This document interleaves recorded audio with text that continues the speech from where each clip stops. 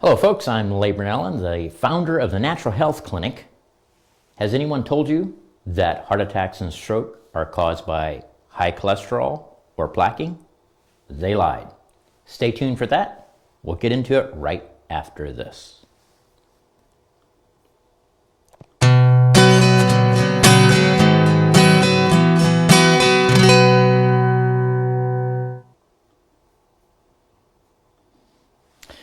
Welcome back. Yes, indeed, heart attacks, strokes, the main cause of those is not what you've been told or maybe even what you believe. It is not cholesterol or arterial plaquing. 80% of heart attacks and stroke, they are not from those things. Most of the time, people who die from heart attacks and stroke actually die from a clot. Now, a buildup in the arteries is very, very different than a clot. In fact, a clot can form in less than 5 seconds after it's been triggered. Clots are a response to an injury in the cardiovascular system. So what happens is that the body forms a clot, it fixes the hole that may have been caused from the injury, and then it's supposed to dissolve it. So the question becomes, well, what damages the cardiovascular system? Well, some of those things you already know. You've heard them many times, but let's just go over them again in case you've forgotten. So first one is smoking, right? Smoking, not a good thing because of all the different chemicals within those cigarettes or whatever the case may be. Those chemicals have indeed been found to trigger issues, problems within the cardiovascular system. Vaping is not a better idea. That is also very, very damaging to the vascular system and actually other areas of the body as well. Alcohol consumption can most definitely affect the cardiovascular system as well as pollution. So never step a foot out of your home. In fact, you can't even step a foot into your home because those are probably more polluted than outside air, actually, unless they've been chemtrailing. So just look above. What else? Birth control. Yes, birth control is known to cause clotting, as well as HRT, otherwise known as hormone replacement therapy. It's very common. You know, women, well, actually of all ages, but postmenopausal will be placed on some form of hormone treatment, but now men as well. Testosterone, known hormone that can promote clotting and heart issues. Sugar, who would have known? Sugar can be a cause of these clots. In fact, that's one reason why diabetics are 4 to 5 times more at risk for cardiovascular events. Stress is a big one. In fact, there's something called broken heart syndrome, which is when someone has a loss of a loved one. They can get broken heart syndrome, and that causes a 2,000% increase in the potential for heart attack or stroke. Endurance sports, yes folks, endurance sports are known to be a trigger for these clots, cardiovascular events. Now, I would say that most people are not triggered through endurance sports like marathons because they're not running those. They're not participating in those activities. The most common cause for these clots being triggered in individuals is stress and high sugar diets. Just look at the common American diet, loads and loads and loads and loads and loads and loads and loads and loads and loads of sugar.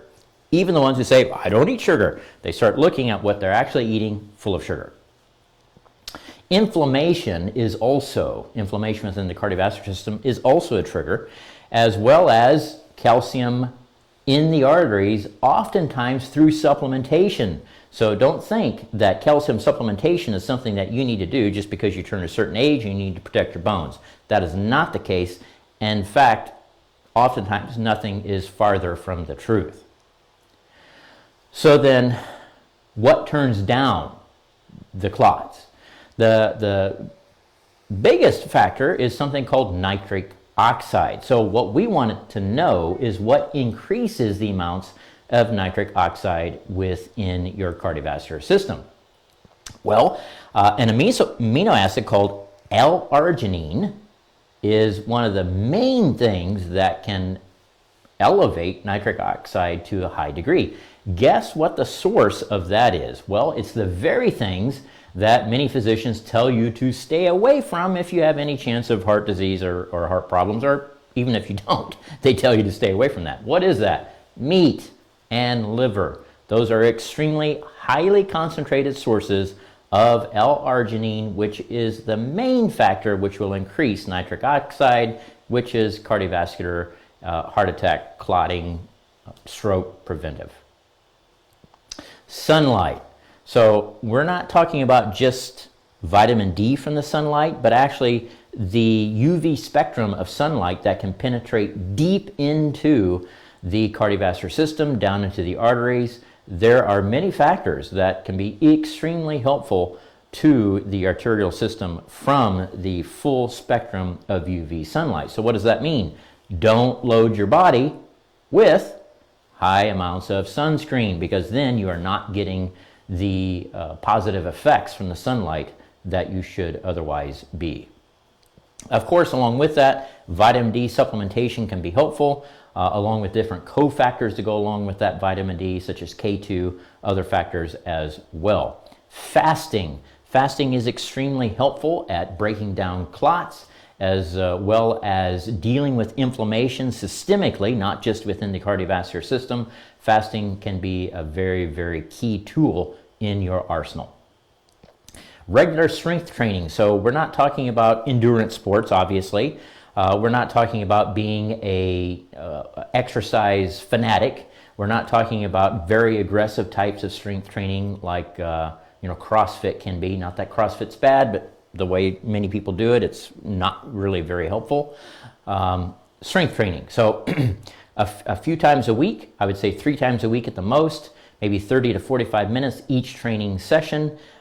Less is more in this case. You need to give your body plenty of time for recovery, muscles regrowth, etc., etc. Also, there are specific enzymes that specifically break down these blood clots. Those need to be taken on an empty stomach. You can get them through certain fruit, like pineapple is one source.